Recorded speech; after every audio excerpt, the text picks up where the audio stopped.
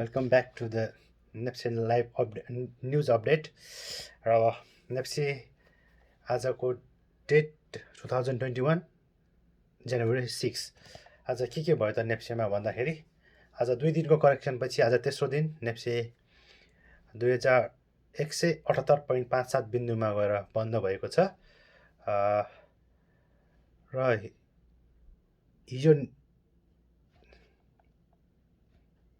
205 वटा कम्पनीको कारोबार एराउन्ड 4.43 अरब 4 अरब 42 करोड 58 लाख रुपियाँको कारोबार भएको छ। र आजको टप गेनरमा माइक्रो फाइनान्स आएको छ।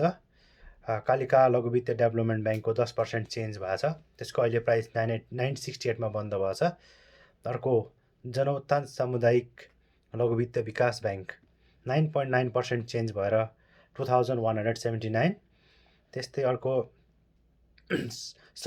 स्वाभिमान लघुवित्त वित्तीय संस्था लिमिटेड 9.96% चेन्ज भएर 1468। नारायणी डेभलपमेन्ट ब्याङ्क यसको अहिले स्पेसल न्युज के छ भने 200% राइट सेयर आउने भएर यसको पनि 9.94%। आज सायद तेस्रो दिनसम्म पनि 10% को सर्किट ब्रेकमा काम भएर 575 मा क्लोज भएको छ। अर्को प्रभु लाइफ इन्सुरेन्स 9.49% चेन्ज भएर 173। र यसको गत आइतबारबाट यसको कारोबार सुरु भएको थियो।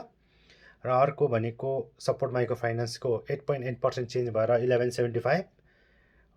र अर्को सामुदायिक लघुवित्त वित्तीय संस्था लिमिटेड यसको 1022 7.92%। हिमालयन जेनरल इन्सुरेन्स 6.76% चेन्ज भएर 711। अर्को मेरुडु लघुवित्त विकास ब्याङ्क लिमिटेडको 6.52% चेन्ज भएर 1192। नेपाल फाइनेन्स लिमिटेडको 6.48% चेन्ज भएर 230 रुपिसमा कारोबार भएको छ।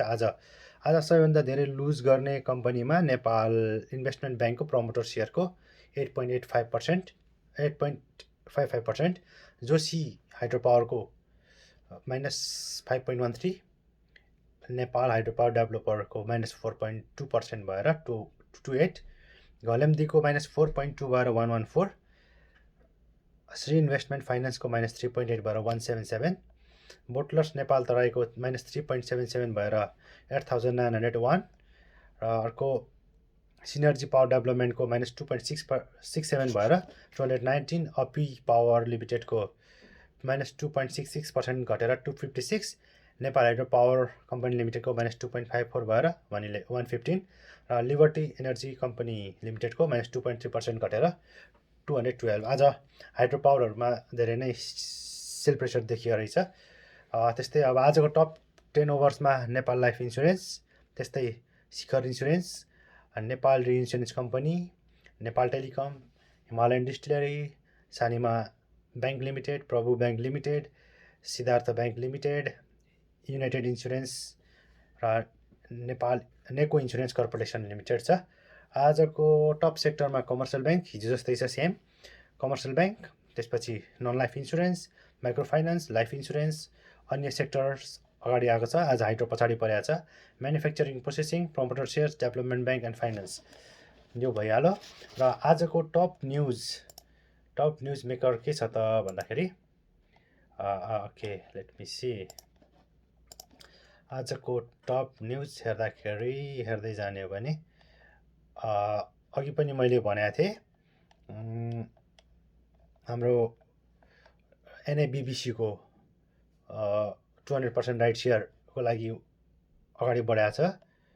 र अर्को भनेको नेपालको आर्थिक वृद्धि दर 0.6% मात्र प्रक्षेपण गरिएको छ, जबकि विश्वको आर्थिक वृद्धि दर 4% भएको छ।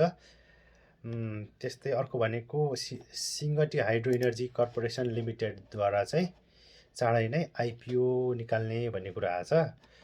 30% आइपिओ आउँदैछ। कम्पनीको टोटल लोकललाई पहिला आउँछ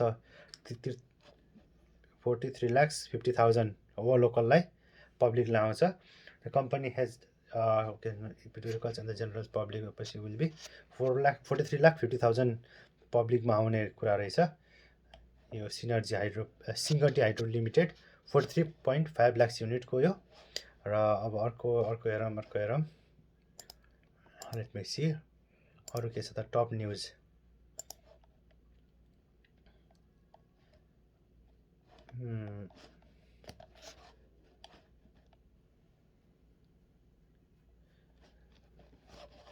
इन्भेस्टमेन्ट ब्याङ्कको आज सेयर मूल्य समायोजन पनि भएको छ। हिजो बोनस दिएर आज मूल्य समायोजन।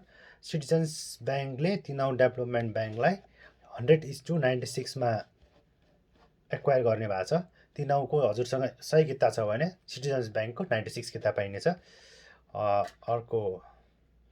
अरू के छ आज यतिसँगै। अब अरू थप सिनर्जी पावरको एकैचोटि 3 वर्षको 74, 75, 75, 76, 77, 76, 77 को आज साधारण सभा सम्पन्न गरेको छ र असारसम्मकोमा 4.75% बोनस र 0.25% डिभिडेन्ड गरेर 5% लाभांश दिने घोषणा गरेको छ। अब यसको थप जानकारी तपाईँहरूले न्युजमा गएर हेर्न सक्नुहुनेछ। र आजको अर्को एउटा न्युज के थियो भने हाम्रो नेप्सेको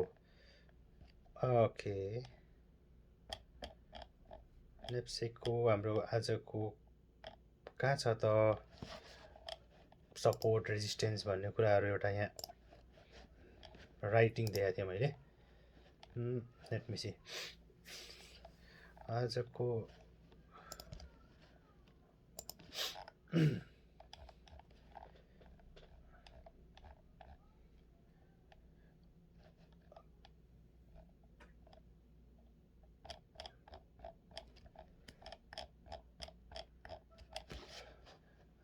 अर्को एउटा न्युज जसले चाहिँ तपाईँहरूलाई धेरै नै सहयोग गर्नेछ खोजिरहेको छु। र इन्फ्रास्ट्रक्चर डेभलपमेन्ट ब्याङ्कको माघ 2 गतेदेखि आउने आइपिओमा अब यो ब्याङ्कको के छ त ब्याकग्राउन्ड भनेर यहाँ थोरै छ। माघ 2 गतेबाट आउँदैछ आइपिओ। यसले रिटर्न कति दिन सक्ला त भनेर 3 वर्षको वित्तीय प्रक्षेपण गरे रहेछ। अबको 3 वर्षमा खुद नाफा 1,51 करोड रुपियाँ कमाउने उसले प्रक्षेपण गरे रहेछ। 79-80 को लागि प्रक्षेपण गरेको रहेछ। 77-78 मा नाफा 1,74 करोड, आर्थिक वर्ष 78-79 मा 1,37 करोड र 79-80 मा 2,93 करोड रुपियाँ उसले नाफा कमाउने लक्ष्य प्रस्तुत गरेको छ। र 77-78 मा र 70 मा 2,29 करोड र 78-79 मा 2,38 करोड रुपियाँ जोगेडा कोष हुने उसले प्रक्षेपण गरेको छ। त्यस्तै ब्याङ्कको नेटवर्थ 79-80 मा 8.13% हुनेछ र त्यस्तै 77-78 मा 4.96, 78-79 मा 7.18 हुनेछ। ब्याङ्कको इपिएस अर्निङ पर सेयर 79-80 मा 8.82 र त्यस्तै 77-78 मा 5.58, 78-79 मा 7.67 हुनेछ र उसको नेटवर्क 77-78 मा 117.69, 78-79 मा 110.54, 79-80 मा 112.80 छ। र यो हेरेर पनि हामीले भोलिको दिनमा हामीलाई इन्फ्रास्ट्रक्चर ब्याङ्कले हामीलाई कतिको रिटर्न दिन सक्छ भन्ने कुरा हामीले यहाँबाट हेर्न सक्छौँ। त्यस्तै अर्को एउटा न्युज छ। अब हाम्रो यो मैले नेपाल बहस भन्ने न्युजबाट लिएको छु। यहाँनिर चाहिँ उहाँहरूले विश्लेषण गर्नुभएको छ आजको बजारलाई। 0.6 ले वृद्धि भएर 2178 आज हाईमा सबैभन्दा हाईमा बन्द भएको छ र आज नेप्सेको सबैभन्दा हाई 2185 पुगेको रहेछ र सबैभन्दा लो 2170। अझै पनि बजार बुलिस ट्रेन्डमा नै देखिएको छ र यसको रेजिस्टेन्स भनेको 2200 देखिन्छ, किनभने अस्तिको आइतबार 2216 पुगेर बजार 2200 भन्दा माथि बन्द हुन असफल भएको देखिएको छ र यसले अझै पनि हामीले नेपाली मार्केटलाई 2500 पुग्ने एउटा प्रक्षेपण देखेको कारणले गर्दाखेरि जबसम्म बजारले 2200 लाई तोडेर वा 2200 मा बन्द हुँदैन तबसम्म 2500 को यात्रा तय गर्न अझै पनि मुस्किल देखिएको छ र अहिले करेक्सन हुँदै गर्दाखेरि चाहिँ हामीले 5 अरब भन्दा तलको कारोबार देखिरहेछौँ, जबकि हामी नेपाली मार्केटमा कुनै समयमा 9 अरबसम्मको कारोबार भएको देखिन्छ र यदि यो बढ्ने हो भने अझै पनि 5-6 अरब भन्दा माथिको कारोबार एक्सपेक्टेड आयो भने चाहिँ अब चाहिँ बजारले 2500 को यात्रा तय गर्छ भन्ने कुराहरू यो यहाँबाट गरिएको छ।